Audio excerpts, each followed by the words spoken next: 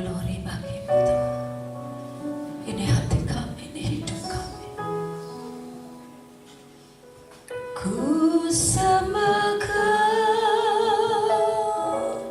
Tuhan, sembah Dia. Ku sembahkan Tuhan, ku serahkan hidupku kepadamu untuk kemuliaan namamu. Ku sembahkan Tuhan, ku sembahkan Tuhan, ku sembahkan. Ini kami umatmu Tuhan, kami datang menyembahmu, kami mengagungkan, meninggikan Engkau Yesus. Segalanya dalam hidup kami. Haleluya. Untuk kemuliaan namamu sembahkan Tuhan. Mari angkat tangan, ku sembah Dia.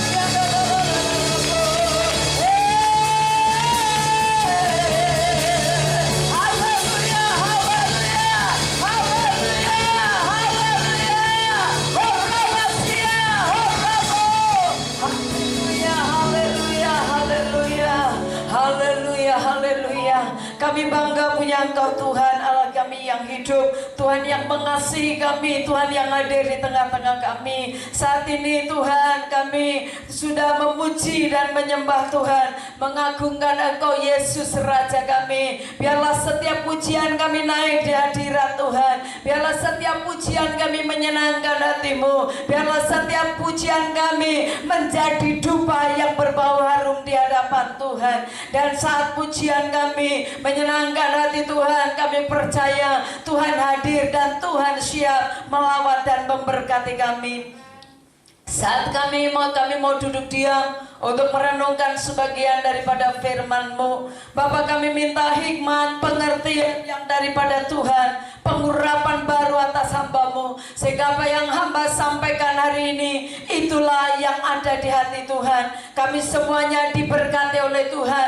Bahkan saat firman Tuhan diberitakan, kami yang datang dengan sakit penyakit kami disembuhkan, kami yang lemah kami dikuatkan, oh kami yang terikat kami dibebaskan di dalam nama Yesus. Biarnya kuasa Roh Kudus yang kami izinkan berkarya, bergerak, menyatakan kuasa-Mu di tempat ini. Terima kasih Bapa. Jika ada kuasa yang bukan dari Tuhan, yang mau coba-coba mengganggu pemberitaan firman Tuhan, kami sehati, kami tolak, kami patahkan di dalam nama Yesus. Kuasa darah Yesus bekerja di tempat ini. Terima kasih Bapa, kami aman di dalam hadirat-Mu. Kami siap untuk menerima firman-Mu. Di dalam nama Tuhan Yesus Kristus kami sudah berdoa. Haleluya. Mari sama-sama katakan amin. Puji Tuhan. Silakan duduk Bapak Ibu yang dikasihi dan dicintai Tuhan. Shalom. Shalom. Ya, salam sejahtera bagi kita sekalian. Kita hari ini akan bersama-sama merenungkan firman Tuhan. Firman Tuhan hari ini kita akan belajar dengan tema diubah dalam hadirat Tuhan. Bapak Ibu yang dikasihi Tuhan, kita tahu bahwa saat Tuhan Yesus naik ke sorga, Dia menjanjikan Roh Kudus yang akan menjadi penolong kita. Dan kita menantikan pencurahan Roh Kudus, di mana saat Roh Kudus dicurahkan, ada sesuatu yang berbeda, ada sesuatu yang terjadi dalam kehidupan murid-muridnya. Kita akan buka di dalam Yesaya pasal yang ke-32.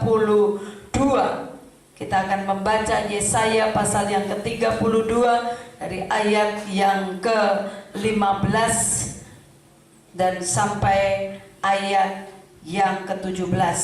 Yesaya pasal yang ke-32 ayat 15 sampai ayat yang ke-17. Mari kita baca bersama-sama firman Tuhan ini. Yesaya 32 dari ayat yang ke-15 sampai ayat yang ke-17. 1, 2, 3. Sampai dicurahkan kepada kita roh dari atas, maka padang gurun akan menjadi kebun buah-buahan, dan kebun buah-buahan itu akan dianggap hutan.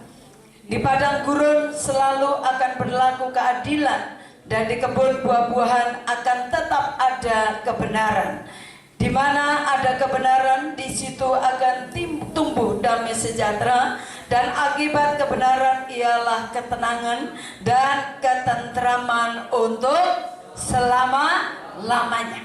Bapak Ibu yang dikasihi Tuhan, kita percaya bahwa gereja Tuhan terus merindukan bagaimana Roh Kudus dicurahkan. Gereja Tuhan, pada saat kita habis merayakan kenaikan Tuhan Yesus ke surga, banyak gereja yang menantikan pencurahan Roh Kudus dengan mereka berpuasa. Dan mari kita renungkan bersama-sama. Di ayat yang ke-15 dikatakan sampai dicurahkan kepada kita roh dari atas. Sampai Roh Kudus dicurahkan. Pada saat Roh Kudus dicurahkan, apa yang terjadi? Yang perlu kita renungkan di sini di ayat yang ke-15, maka padang gurun akan menjadi kebun buah-buahan, dan kebun buah-buahan itu akan dianggap hutan. Yang pertama yang perlu kita renungkan, pada saat Roh Kudus dicurahkan, maka dikatakan akan terjadi yang namanya tadinya tanah yang kering, yang gersang, dikatakan akan menjadi subur kembali. Jadi akan terjadi satu perubahan, di mana yang tadinya tanah kering dan gersang, dikatakan di ayat yang ke-15, maka padang gurun bisa menjadi kebun buah-buahan. Artinya ada sesuatu perubahan, ada sesuatu yang terjadi yang tidak biasa pada saat kuasa Tuhan, Roh Tuhan dicurahkan.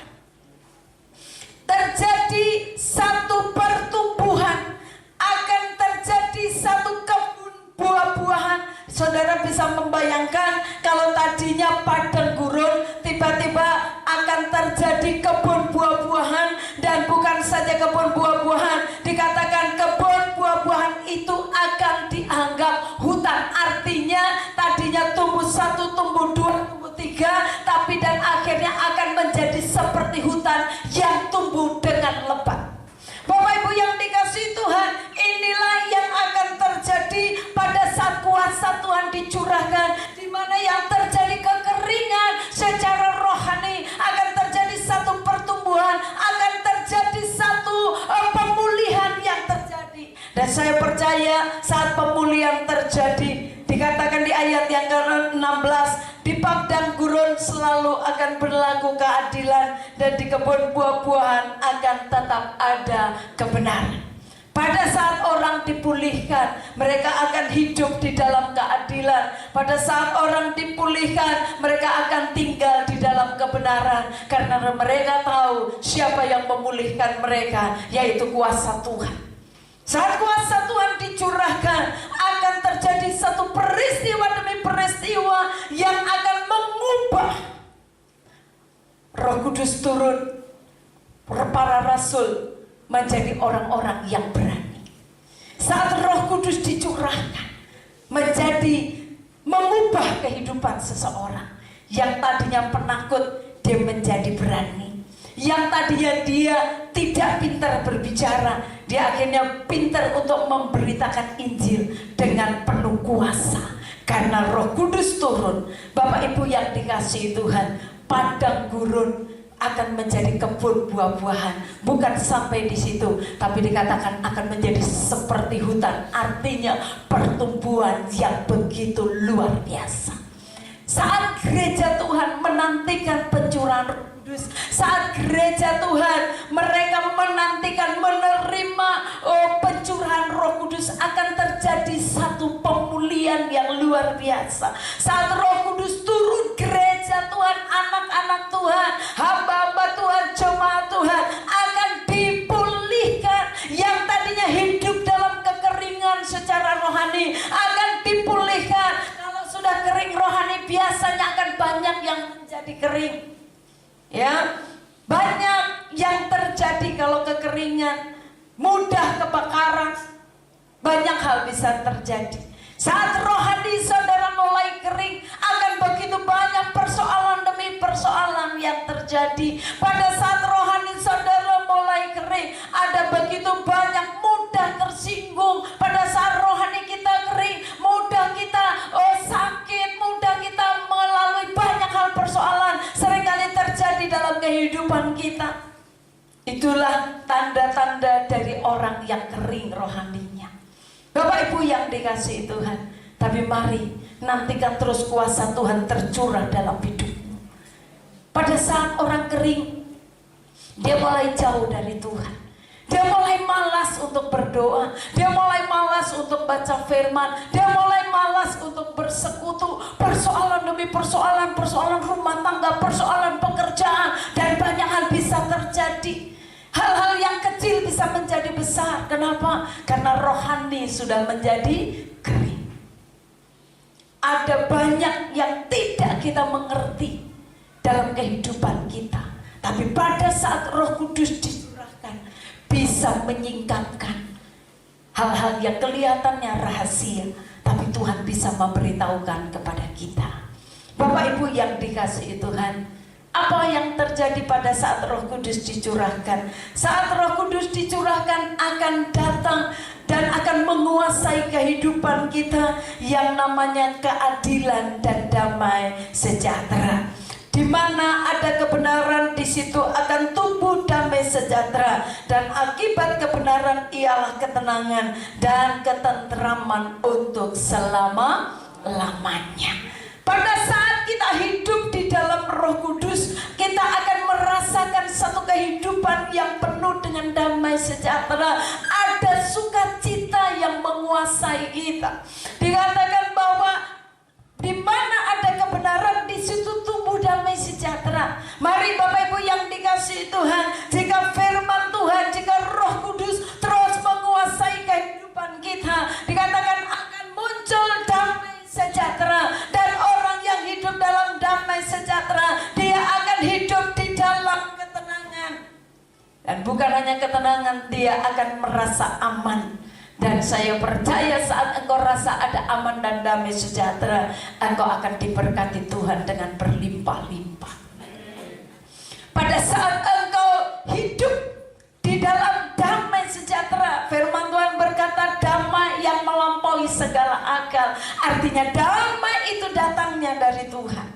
Dan saya percaya pada saat ada Roh Kudus menguasai kita, damai sejahtera yang melampaui segala akal itu akan bekerja di dalam kehidupan kita. Dia akan terus berkarya di dalam kehidupan kita.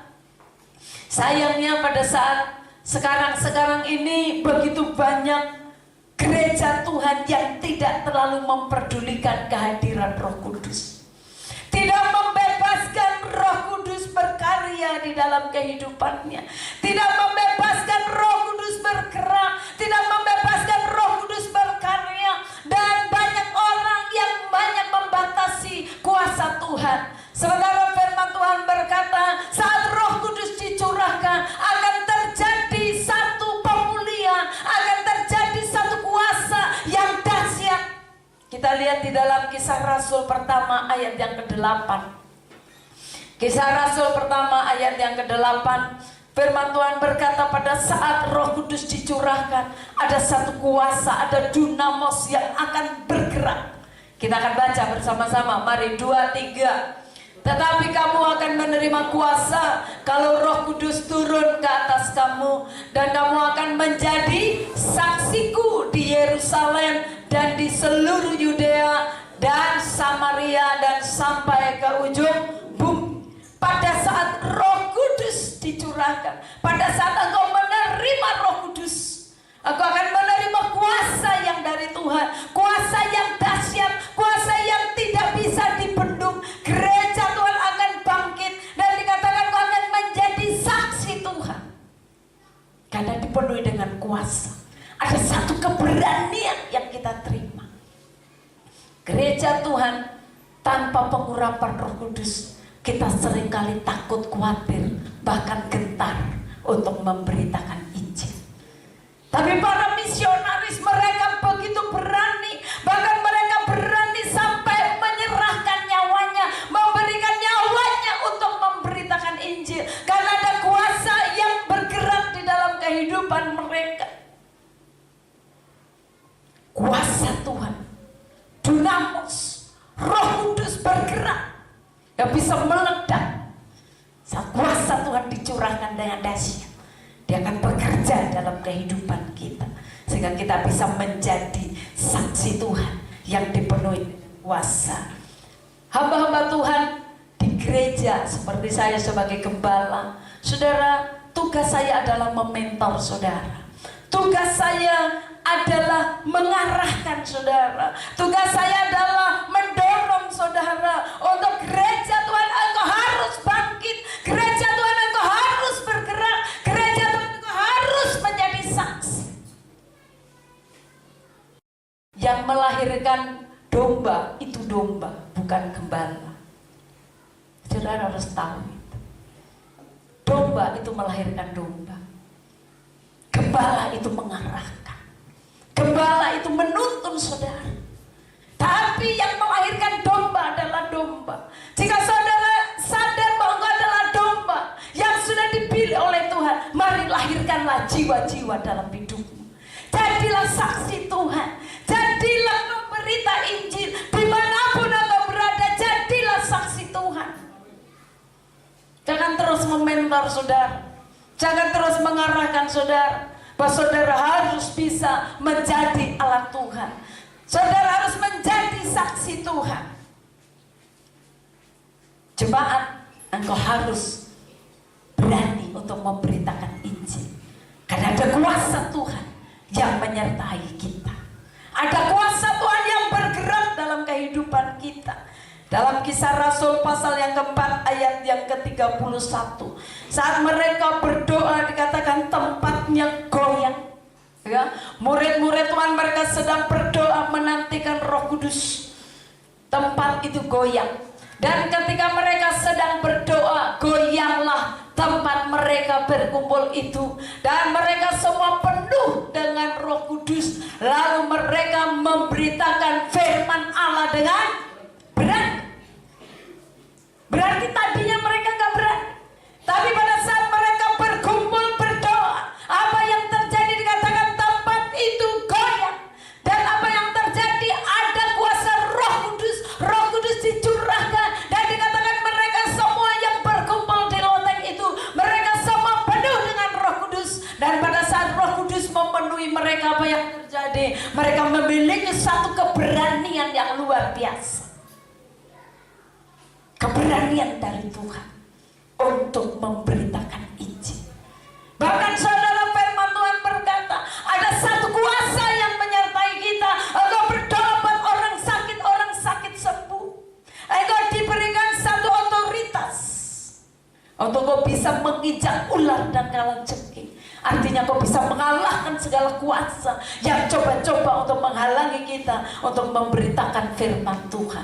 Ada satu kuasa sehingga kita gak perlu takut.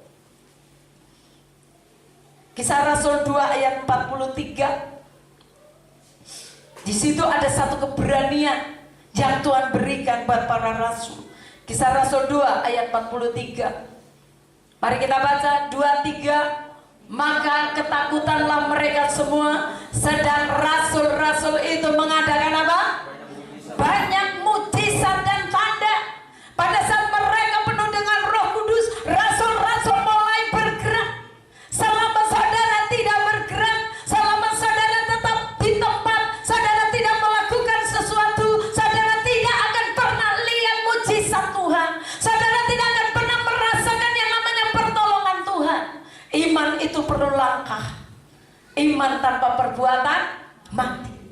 Saudara berkata, aku beriman, tapi iman menuntut tindakan. Saudara gak bisa cuma diam di tempat. Karena kalau kita takut nanti gimana. Bapak Ibu yang dikasihi Tuhan, Tuhan menyertai kita. Kita gak perlu takut kalau memberitakan Injil nanti tantangannya begini. Kalau belum waktu Tuhan untuk kita mati, kita tidak akan mati. Kalau orang-orang yang mati martir, memang Tuhan sudah tetapkan seperti itu. Kita tidak perlu takut. Rasul-rasul dengan berani memberitakan Injil, dan pemberitaan Injilnya disertai dengan mujizat dan tanda dari Tuhan. Kita ini kebanyakan karena takut, kita nggak berani melakukan sesuatu. Dan pada saat engkau berani, mari engkau akan lihat mujizat Tuhan. Tuhan akan pakai hidup saudara. Tuhan gak pilih, oh yang begini, yang dipakai. Enggak, Tuhan semua kita yang ada di dalam Tuhan. Saudara yang merindukan kuasa Roh Kudus, saudara bisa menerima kuasa itu. Dan pada saat kuasa itu sudah ada di dalam hidupmu, engkau akan berani untuk menghadapinya. Ayat 47 dari Kisah Rasul 2. Apa yang terjadi pada saat mereka terus berani memberitakan Injil? Mari kita baca 2-3. Sambil memuji Allah, dan mereka disukai semua orang. Dan tiap-tiap hari Tuhan menambah jumlah mereka dengan orang yang diselamatkan. Bagaimana kalau rasul-rasul ini cuma tinggal diam? Bagaimana kalau mereka tidak bergerak? Tapi firman Tuhan berkata, mereka sambil memuji Allah, ya, sambil memuji Allah. Saat saudara banyak memuji Tuhan, hadirat Allah hadir. Firman Tuhan berkata, Tuhan bertambah di atas setiap pujian kita. Amin. Makanya kalau memuji Tuhan sungguh-sungguh supaya Tuhan hadir. Memuji Tuhan dengan sungguh-sungguh. Sejauh mana sikapmu memuji Tuhan, sejauh itulah hidupmu. Sejauh mana bagaimana posisimu, bagaimana penghormatanmu kepada Tuhan, itulah hidupmu. Berikan yang terbaik buat Tuhan. Kalau menyembah Tuhan, menyembah dengan sungguh-sungguh. Kalau menyanyi, menyanyi sungguh-sungguh buat Tuhan. Bapak Ibu yang dikasihi Tuhan, mereka dikatakan sambil memuji Allah. Sambil memuji Allah, mereka banyak yang memuji Tuhan. Mereka disukai semua orang. Pada saat kau banyak memuji dan menyembah Tuhan, orang senang. Orang yang suka memuji, menyembah Tuhan, saya percaya bahwa dia hatinya penuh dengan sukacita. Kecuali kalau lagu saudara, lagu-lagu yang patah hati, lagu-lagu yang melo, mengasihani diri sendiri, seperti sudah tidak ada jalan dan pertolongan. Nah, yang begitu bukan orang yang senang. Orang akan bilang, ini kasihan dia ya, banyak betul masalahnya, kayaknya beban berat, tiap hari nyanyinya kayaknya minta belas kasihan. Tapi coba kalau saudara menyanyi, memuji, menyembah Tuhan, mengagungkan Tuhan, saya percaya orang, mereka akan merasakan hadirat Tuhan di dalam rumah. Saudara, mereka akan merasakan radiasi kuasa Tuhan. Dan firman Tuhan berkata mereka disukai semua orang. Dan bukan hanya disukai semua orang, dikatakan apa? Jiwa-jiwa datang. Banyak jiwa-jiwa yang diselamatkan, yang datang untuk mereka rindu mencari Tuhan. Bapak Ibu yang dikasihi Tuhan, hadirkan hadirat Tuhan setiap saat di dalam hidup. Engkau akan lihat bagaimana Tuhan berkarya lewat kehidupanmu. Kata-katamu akan dipenuhi dengan kuasa Tuhan. Engkau berkata-kata karena ada kuasa Tuhan yang kau katakan akan terjadi. Engkau berdoa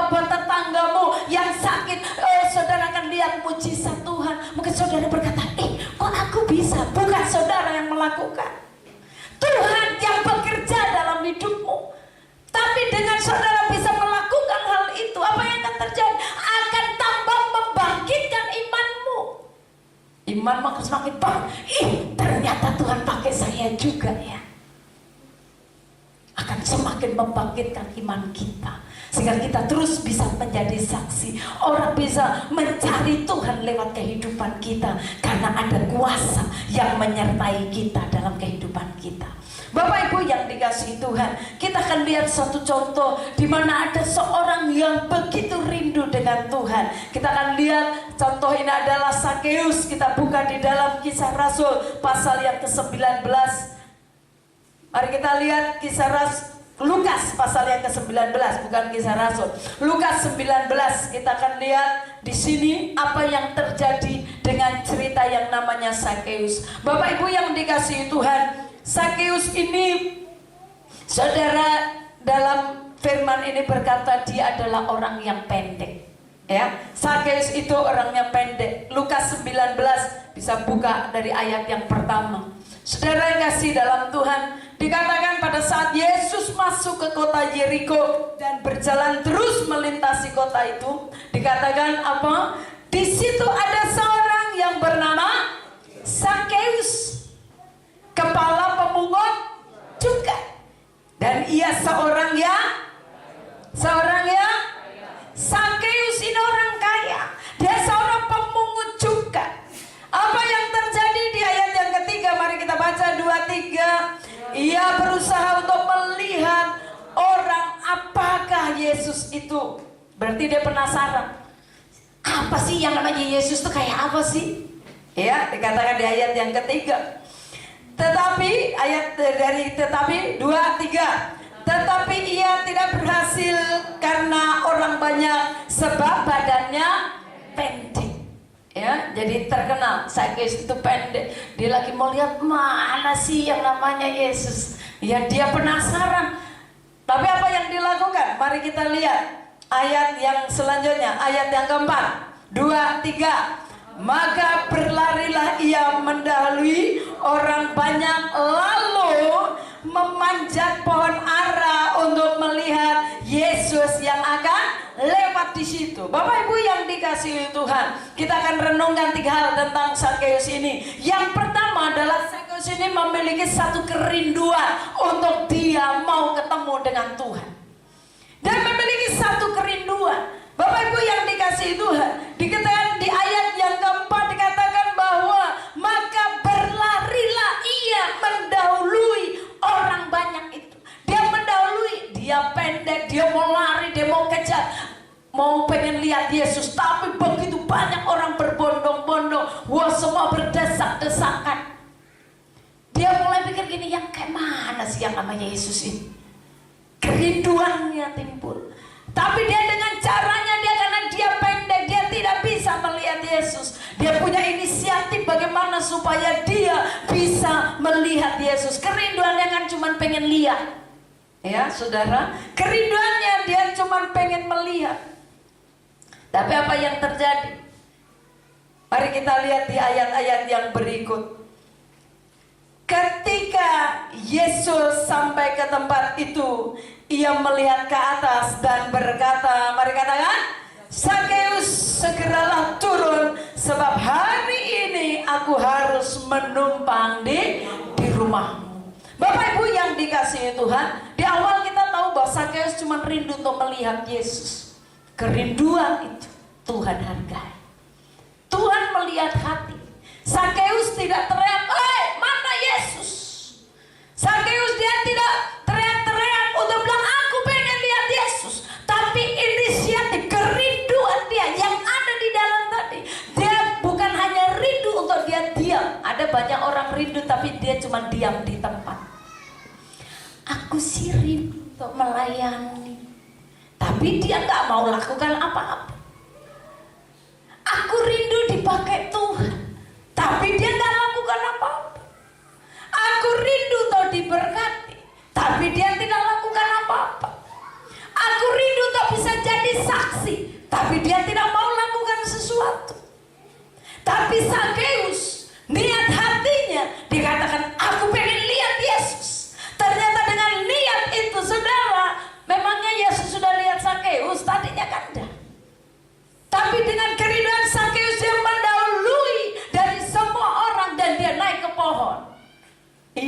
hebatnya Tuhan tahu apa yang ada di hatinya Sakeus.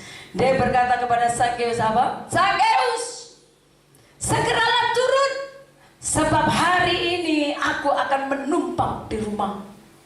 Sudah kekasih di dalam Tuhan, Sakeus tadinya cuma pengen lihat Yesus, tapi Yesus menghargai orang yang rindu untuk ketemu dengan dia. Bapak Ibu yang dikasihi Tuhan, orang yang rindu untuk ketemu dengan Tuhan, dia ada satu langkah iman. Orang yang rindu untuk melayani, dia ada satu langkah, ada satu keberanian untuk dia melakukan sesuatu. Dia tidak tinggal di tempat. Dan langkahnya itu Tuhan menghargai. Dan bukan saja kerinduan untuk Sakeus ketemu dengan Tuhan, melihat Tuhan, tapi apa yang terjadi? Justru Tuhan katakan, segeralah turun, sebab hari ini aku akan menumpang di rumah. Wow, satu sukacita yang luar biasa. Sakeus tadinya cuma pikir, ya udahlah, yang penting aku pengen lihat Yesus. Modelnya Yesus tuh kayak mana sih? Tinggi kah, rambutnya seperti apa, kulitnya seperti apa? Kadang-kadang kita cuma penasaran. Ya, kita kadang-kadang cuma penasaran. Kenapa ya melayani ya? Tapi kita nggak mau bergerak. Bagaimana kita membawa jiwa, tapi kita tidak mau bergerak. Nah, apa yang terjadi? Perhatikan di ayat-ayat yang berikut. Lalu ayat yang ke-6, lalu Sakeus segera turun dan menerima Yesus dengan sukacita. Jadi yang pertama yang terjadi, Bapak Ibu yang dikasihi Tuhan, pada saat engkau rindu untuk ketemu dengan Tuhan, pada saat engkau rindu terus ada di dalam hadirat Tuhan, ya, bukan saja Tuhan menghargai kerinduanmu, tapi Tuhan hadir dalam hidupmu. Tuhan berkarya dan bergerak dalam hidupmu. Tuhan tinggal di dalam hidupmu. Tuhan tinggal dalam rumah tanggamu. Dan Tuhan rindu melakukan sesuatu di dalam hidup. Amin. Inilah orang yang punya kerinduan. Pada saat kau rindu saja ada di hadirat Tuhan. Hadiratmu Tuhan, ku rasakan kekudusanmu Bapa, penuhiku. Miliki kerinduan untuk tinggal dalam hadirat Tuhan. Miliki kerinduan untuk selalu dekat dengan Tuhan. Tuhan tahu kerinduanmu. Dan pada saat engkau rindu, Tuhan hadir. Tuhan berkarya. Tuhan tinggal. Memang terkadang pada saat kita dekat dengan Tuhan, pada saat kita melayani Tuhan, ada saja tantangannya, ada saja cobaannya, ada saja ujiannya. Kita lagi mau sungguh-sungguh digoda kanan dan kiri. Kadang-kadang kita mau pergi berdoa. Ngapain sih kamu berdoa dan berdoa terus? Enakan juga kita main game. Enakan juga kita nonton film Korea. Daripada kita ke gereja terus berdoa terus. Ada saja ujiannya, ada saja tantangannya. Inilah yang dihadapi juga oleh Sakeus. Bapak Ibu yang dikasihi Tuhan, perhatikan di ayat yang ke-7, tantangan itu ada. Kita lihat di ayat yang ke-7. Mari kita baca bersama-sama, 2, 3. Tetapi orang yang melihat hal itu apa? Bersungut-sungut, katanya, ia menumpang di rumah orang berdosa. Jadi saudara gak usah takut, gak usah bimbang, gak usah ragu, gak usah bingung. Kalau saat engkau mau sungguh-sungguh dengan Tuhan, ada tantangan dari sekitarmu. Terkadang tantangan bukan dari orang lain, tantangan terkadang dari orang yang paling dekat dengan kita. Kadang-kadang tantangan dari orang-orang, bahkan orang-orang yang kita anggap lebih rohani dari kita. Seringkali itu juga menghambat iman kita. Tapi mari, apapun tantangan, saudara harus tetap merindukan Tuhan. Saat engkau rindu terus ada di dalam hadirat Tuhan, Tuhan hadir. Tuhan dikatakan, aku mau numpang di rumahmu Sakeus. Kalau Tuhan hadir di situ, ada satu perubahan yang terjadi. Bapak Ibu yang dikasihi Tuhan, tadi di ayat yang ke-6 dikatakan Sakeus segera turun dan menerima Yesus dengan sukacita. Jadi saudara kasih dalam Tuhan, kehadiran Tuhan itu mendatangkan sukacita. Ada di tempat ini yang datang ibadah gak sukacita? Saya berharap saudara kalau engkau ketemu dengan Tuhan, engkau dilawat Tuhan, engkau dilawat hadirat Tuhan menjamahmu, harusnya ada satu perubahan dalam hidupmu. Jangan engkau datang dengan cemberut, pulang lebih cemberut lagi. Ada satu perubahan, ada satu sukacita yang merubah kita. Firman Tuhan berkata dalam 1 Korintus 6 ayat yang ke-19 sampai ayat yang ke-20, dikatakan bahwa kita ini dapat memuji Tuhan. Pada saat kita memuji Tuhan, hadirat Tuhan hadir dalam kehidupan kita. 1 Korintus 6 ayat 19. Mari banyak memuji Tuhan. Hadirat Tuhan biar menguasai hidup kita. Dimanapun saudara dan saya berada, banyaklah memuji Tuhan. Atau tidak tahukah kamu bahwa tubuhmu adalah bait Roh Kudus yang diam di dalam kamu, Roh Kudus yang kamu peroleh dari Allah, dan bahwa kamu bukan milik siapa? Milik siapa? Kamu bukan milik kamu sendiri. Ayat 20. Sebab kamu, 23, sebab kamu telah dibeli dan harganya telah lunas dibayar. Karena itu dengan kencang, karena itu muliakanlah Allah dengan tubuhmu. Beri tepuk tangan. Muliakan Tuhan dengan tubuhmu, muliakan Tuhan dengan tanganmu, muliakan Tuhan dengan mulutmu.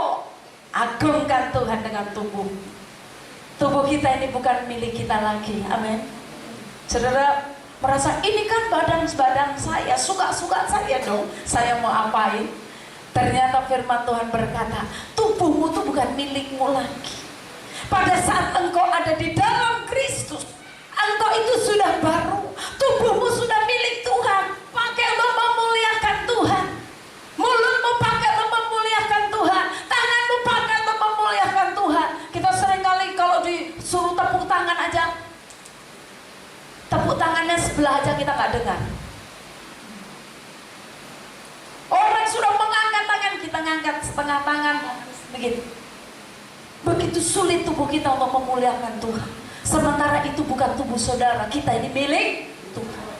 Kita ini milik Tuhan. Tubuh kita tidak punya kuasa lagi. Terserah Tuhan. Suka-sukamu Tuhan, suka-sukamu Tuhan, suka-sukamu Tuhan, suka-sukamu Tuhan.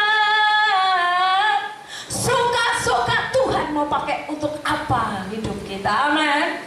Suka-suka Tuhan. Tuhan mau pakai saya sebagai apa? Suka-suka Tuhan. Jangan bilang ini aku tuh, ini hidupku Tuhan, pakailah yang lain. Saudara, hidupmu itu serahkan buat Tuhan.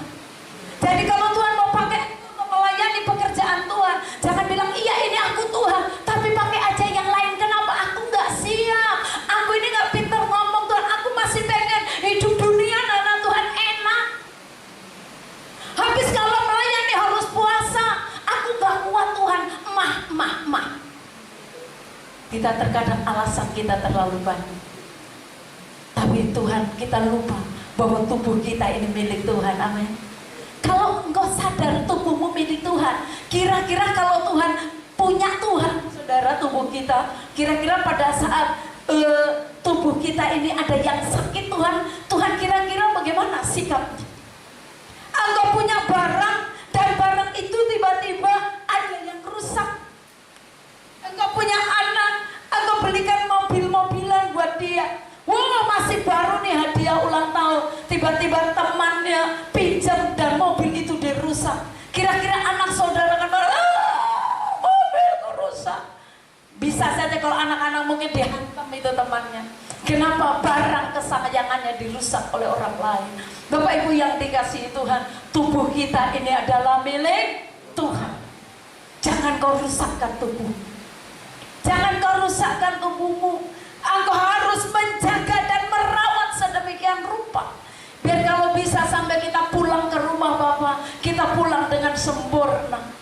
Kita pulang karena kita sedang melayani Tuhan. Kita pulang karena kita sedang ada di dalam hadirat Tuhan. Ada seorang hamba Tuhan sedang berdoa, sedang berlutut, saudara. Istrinya panggil dia, dikatakan gini, ini kok Bapak nggak bangun-bangun? Dia lihat posisi lagi berdoa, dia tinggalin lagi, tapi dia pikir kok lama betul. Dia lihat lagi posisinya, dia masih bersujud. Tiba-tiba karena beberapa kali dia lihat bersujud, dia dekatin. Tiba-tiba ternyata dia pada saat dia dekatin, hamba Tuhan itu sudah pulang ke rumah Bapa. Betapa indah jika orang pulang ke rumah Bapa sedang ada di dalam hadirat Tuhan. Amin. Pakailah hidupmu untuk memuliakan Tuhan dimanapun kau berada, supaya kita kapanpun Tuhan mau panggil kita, kita dalam posisi siap. Tubuh kita adalah bait Allah, tubuh kita adalah bait Roh Kudus. 1 Korintus 6 ayat yang ke-19 katakan, tubuhmu adalah bait Roh Kudus. Roh Kudus diam di dalam kamu, ya. Jadi Roh Kudus, bukan rokokku. Harus ingat, Roh Kudus. Biarkan Roh Kudus bekerja. Tuhan itu cemburu pada saat apa yang kau agungkan dalam hidupmu lebih dari Tuhan, Tuhan cemburu. Sakeus ini orang kaya. Sakeus ini orang kaya.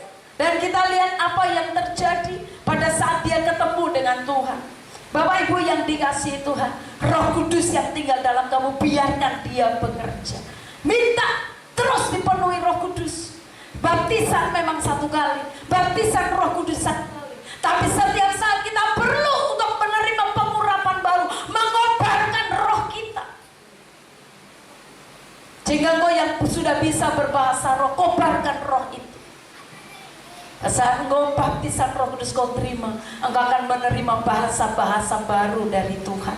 Ada pada saat engkau menerima bahasa baru, ada karunia-karunia roh yang Tuhan terus percayakan dalam hidup kita. Dan terus minta setiap hari, penuhi aku Tuhan dengan Roh Kudus. Kobarkan terus roh.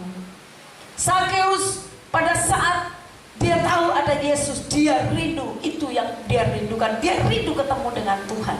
Dan memang dia ketemu dengan Tuhan. Kemudian dia mendapatkan sukacita. Perjumpaan dengan Tuhan itu mendatangkan sukacita. Tidak ada ketemu dengan Tuhan gak sukacita. Saudara salah, bukan ketemu Tuhan kalau gak sukacita. Kalau menangis Bu, menangis karena Tuhan, karena kita kadang-kadang orang menangis karena bilang, Tuhan, aku terlalu berdosa, aku gak layak menangis. Saking sukacita juga orang bisa menangis. Dengan dihadirat Tuhan akan mendatangkan sukacita. Amin. Jadi pulang ibadah jangan sampai gak sukacita. Saya tersinggung hari ini. Bayangkan di gereja aja ada orang tersinggung. Hadirat apa yang menguasai kita? Harusnya hadirat Tuhan bisa menjamah kita. Yohanes 14 ayat yang ke-27. Yohanes 14 ayat yang ke-27. Pada saat Tuhan naik ke surga, dia meninggalkan bagi kita. Rohnya ditinggalkan bagi kita. Yang kutinggalkan bagimu adalah damai sejahtera. Yohanes 14 ayat 27. Damai sejahtera kutinggalkan bagimu. Damai yang dari Tuhan. Mari kita baca 2, 3. Damai sejahtera ku tinggalkan bagimu, damai sejahtera ku berikan kepadamu, dan apa yang kuberikan tidak seperti yang diberikan oleh dunia kepadamu. Janganlah gelisah dan gentar hatimu. Kalau engkau ketemu dengan Tuhan, kalau engkau di hadirat Tuhan, gak ada ketakutan. Di hadirat Tuhan gak ada kegentaran. Yang ada adalah sukacita, damai sejahtera. Kalau engkau hidup dalam Tuhan, tidak menentukan kantongmu tebal atau tipis, tapi yang ada akan selalu ada sukacita dan damai sejahtera. Tidak menentukan berapa banyak hartamu, tidak menentukan berapa besar kekayaanmu, pangkatmu, kedudukan, tapi karena ada Tuhan yang menguasai hidupmu, engkau akan hidup di dalam sukacita. Ada damai sejahtera ditinggalkan bagi kita. Saudara mau terima nggak persoalannya damai sejahtera itu? Tuhan sudah berkata, damai sejahtera kutinggalkan bagimu. Saudara mau terima apa enggak damai itu? Tuhan berkata, kutinggalkan buat dunia ini damai sejahtera. Dan damai sejahtera yang kuberikan gak seperti yang dunia berikan. Kalau dunia berikan, kalau engkau terima hadiah, engkau sukacitanya luar biasa. Pada saat engkau tidak dikasih hadiah, engkau langsung bilang gini, dia lupa kalau aku ulang tahun. Wah, istri tersinggung gara-gara suami tidak kasih hadiah ulang tahun. Damai sejahteranya hilang. Dia lupa ngucapin ulang tahun kepadaku, langsung ceberut sepanjang hari. Hilang damai sejahtera cuma gara-gara gak diucapin ulang tahun. Aduh, lupa bahwa damai kita dari Tuhan. Amin, amin. Hadiah kita yang utama dari Tuhan, damai sejahtera, sukacita yang dari Tuhan. Itu tidak membuat kita gentar dan gelisah. Tetap sukacita. Ayat yang ke-28. Ya, 28. Kamu telah mendengar bahwa aku telah berkata kepadamu, aku pergi.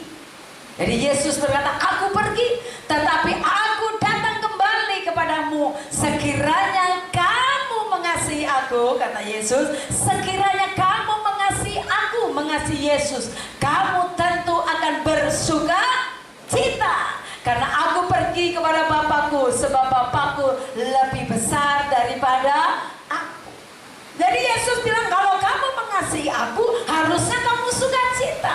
Jadi kalau kamu gak sukacita, ini apa persoalannya?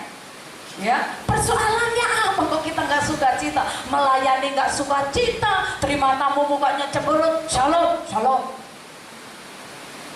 Ada apa yang membuat kita tidak sukacita? Tapi kalau kita mengasihi Tuhan Yesus dalam kondisi keadaan seperti apapun, saya percaya kita akan tetap mengasihi Tuhan. Bagian yang terakhir, apa yang terjadi buat Sakeus? Saudara lihat di ayat yang ke-8. Ada satu perubahan yang terjadi buat Sakeus. Ayat yang ke-8, firman Tuhan berkata, tetapi Sakeus berdiri dan berkata kepada Tuhan, Tuhan, setengah dari milikku akan kuberikan kepada orang miskin, dan sekiranya ada sesuatu yang kuperas dari seseorang akan berapa? Kukembalikan berapa? 4 kali lipat. Sakeus terjadi satu perubahan pada saat dia ketemu dengan Tuhan. Pada saat Yesus menumpang di rumahnya, ada satu perubahan yang terjadi dengan radikal dalam kehidupan Sakeus. Dia mengalami sesuatu yang berbeda dan rasa sesuatu, kok sukacita banget ya. Ada satu sukacita yang luar biasa, dan sukacitanya meluap, dan dia berkata, Yesus, aku berjanji setengah dari harta akan kuberikan kepada orang miskin. Bahkan kalau ada orang yang pernah kuperas Tuhan, aku mau kembalikan 4 kali lipat. Saudara yang kekasih di dalam Tuhan, perubahan yang begitu luar biasa terjadi dalam kehidupan Sakeus. Adakah kita berubah saat kita ada di dalam Tuhan?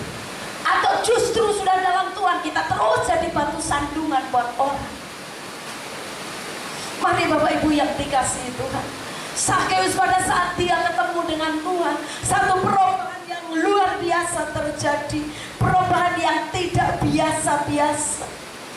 Dulu dia mungkin mengagung-agungkan hartanya, mungkin dia begitu bangga karena dia adalah orang yang kaya. Tapi apa yang terjadi pada saat dia ketemu dengan Tuhan, dia punya Tuhan. Rasul Paulus berkata bahwa semuanya adalah sia-sia pada saat dia ketemu dengan Yesus.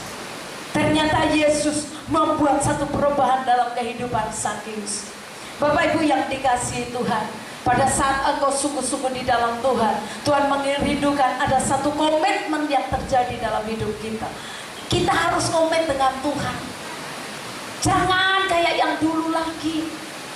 Kalau sudah dalam Tuhan, jangan kita menjadi orang yang pelit lagi. Perubahan harus ada. Kita harus suka untuk memberi. Sakeus, setengah dari hartaku Tuhan, ku berikan buat orang miskin. Bisa membayangkan Kalau dulu dia kumpulkan harta, kumpulkan. Tapi saat ketemu dengan Tuhan, oh haleluya, ternyata sukacita di dalam Tuhan tidak bisa dibandingkan dengan kekayaan yang ada pada dia. Dan dia siap untuk menabur. 2 Korintus 5 ayat yang ke-17, firman Tuhan berkata, jadi siapa yang ada di dalam Kristus, ia adalah ciptaan baru. Yang lama sudah berlalu dan yang baru sudah datang. Yang lama berlalu, yang baru sudah datang. Dan apa yang terjadi dalam kehidupan Sakeus? Satu perubahan terjadi. Ayat yang ke-9 dan ayat yang ke-10, mari kita baca. Lukas 19 ayat 9 dan ayat yang ke-10.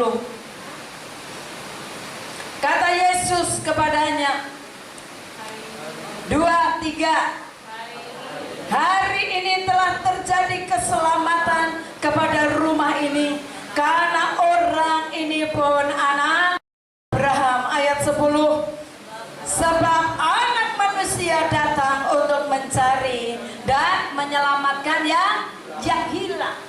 Orang mungkin berkata, Tuhan gak pantas Sakeus terima Tuhan. Kenapa Tuhan datang ke rumah orang berdosa? Sakeus tidak peduli. Yang penting saya ketemu dengan Tuhan Yesus. Oh haleluya, yang penting Yesus mau bersama-sama di rumahku. Yesus memberikan satu perhatian kepada Sakeus. Itu membuat sukacita yang luar biasa. Sakeus tidak peduli dengan apa kata orang. Apakah Yesus juga peduli? Yesus berkata, aku datang untuk mencari orang yang hilang. Aku datang untuk mencari orang yang berdosa. Bapak Ibu yang dikasihi Tuhan, kalau dengan kekuatan sendiri, percayalah engkau tidak akan bisa berubah hidup. Dengan kekuatan kita tidak bisa berubah.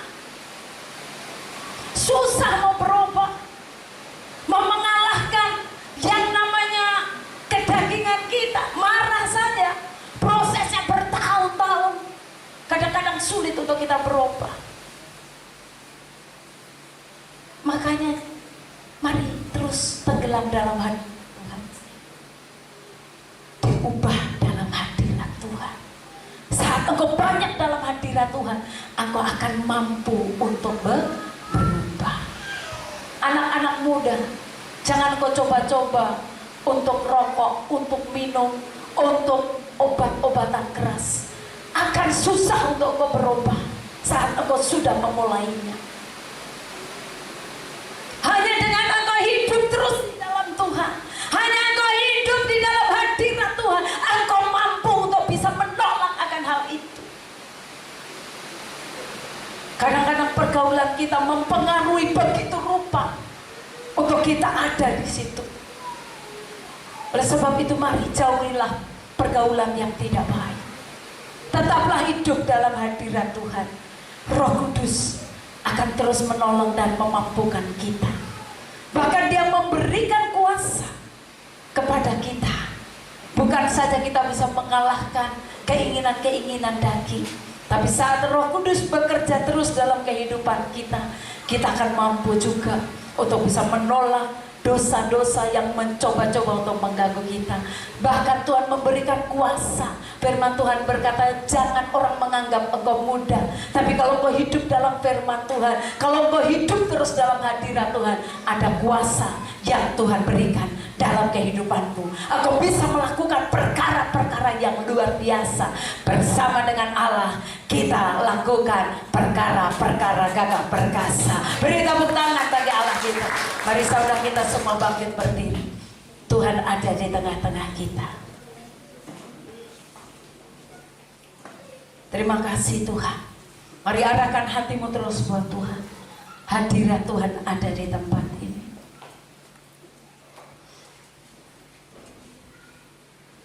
Rindukan terus lawatan Tuhan. Kita angkat pujian Roh Kudus, Engkau hadir di sini Tuhan. Biarkan Tuhan hadiratnya menjamah hidupmu. engkau tidak akan bisa berubah tanpa Tuhan. Dengan kekuatanmu sendiri engkau tidak akan bisa.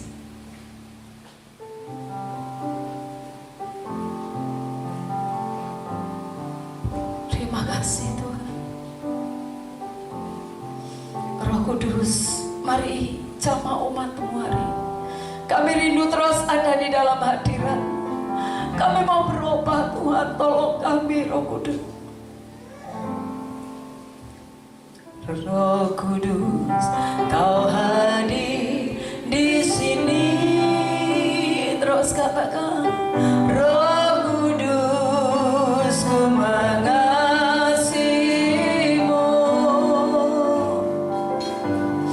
Kau manis, Kau lembut, Kaulah penghiburku, penolongku, diutus Bapakku. Katakan Roh Kudus, Roh Kudus, Kau hadir di sini. Roh Kudus, ku mengasihimu. Kau manis, Kau lembut, Kaulah penghiburku, penolongku, diutus Bapa. Mari angkat tanganmu, katakan, buka hati untuk Rohmu Tuhan. Buka hati yang kami Jamalah kami, penuhi kami dengan kuasa Allah Maha. Mari katakan, ku buka hati untuk Rohmu Tuhan. Ini kami Tuhan, kami buka hati bagimu Yesus. Jamalah kami, penuhi kami dengan kuasa Allah Maha Tinggi. Dengan kekuatan kuasa Roh Kudus, engkau akan bisa berubah. Dengan kekuatan kuasa Roh Kudus, engkau akan menjadi saksi Tuhan. Dengan kekuatan dan kuasa Roh Kudus, apa yang mustahil? Tidak ada yang mustahil bagi Tuhan. Dengan kuasa dan kekuatan dari Roh Kudus, engkau yang sakit disembuhkan. Dengan kekuatan dan kuasa Roh Kudus, engkau bisa mengalami mujizat Tuhan. Hanya Tuhan yang bisa melakukan dalam hidup. Hidup kita ini bukan milik kita. Hidup kita ini milik Tuhan. Engkau akan bertanggung jawab di hadapan Tuhan. Mari buka hatimu. Seperti Sakeus, dia memiliki kerinduan untuk ketemu dengan Tuhan. Dan saat dia ketemu dengan Tuhan, dia mendapatkan sukacita, damai sejahtera yang luar biasa. Bahkan bukan hanya itu, hidupnya diubah oleh Tuhan. Dia berubah paradigmanya. Dia berubah cara hidupnya. Kita butuh Roh Kudus. Kita butuh Roh Kudus. Tapi kerinduanmu itu yang Tuhan lihat. Mari miliki kerinduan untuk engkau ketemu dengan Tuhan. Hanya perjumpaan dengan Tuhan yang bisa merubah hidupmu. Engkau tidak akan mampu untuk berubah dengan kekuatan. Mari kau yang rindu untuk terima lawatan Roh Kudus, mari angkat tanganmu dua-dua tinggi di hadirat Tuhan. Berikan sikapmu hormat kepada Tuhan. Katakan, ku buka hati buatmu Tuhan.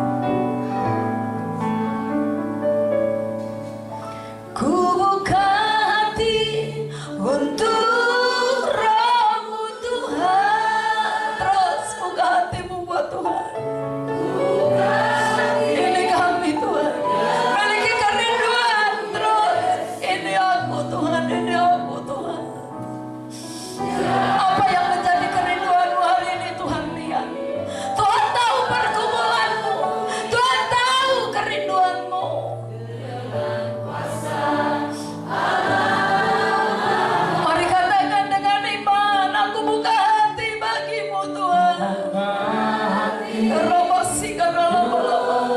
Buat umatmu, lihatlah Tuhan, lihatlah umatmu yang rindu akan Engkau, lihat umatmu Tuhan, lihat umatmu Yesus.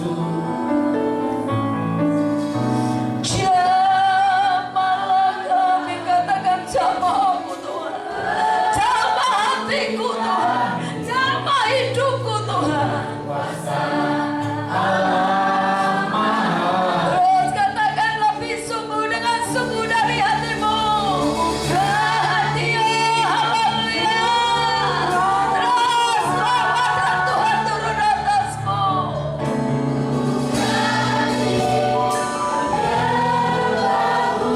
Yesus yang paling mengenal hidupmu. Kalau hari ini kau tahu bahwa hidupmu di dalam dosa, minta ampun sama Tuhan, cari Tuhan, rindu datang kepada Tuhan. Dengan kuasa Allah Maha. Oh, haleluya. Haleluya. Oh, haleluya.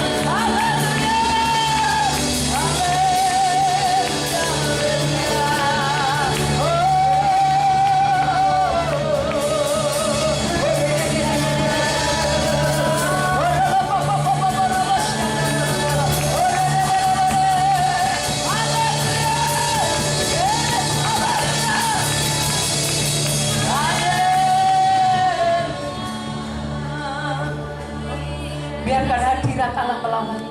Terus hadirat Tuhan menjamah. Terus buka hati buat Tuhan. Terus buka hati. Jangan engkau pulang dengan persoalan yang sama. Terus terima. Engkau dipulihkan. Engkau pulang harus dengan damai sejahtera. Engkau pulang dengan sukacita. Engkau tidak ada ketakutan lagi.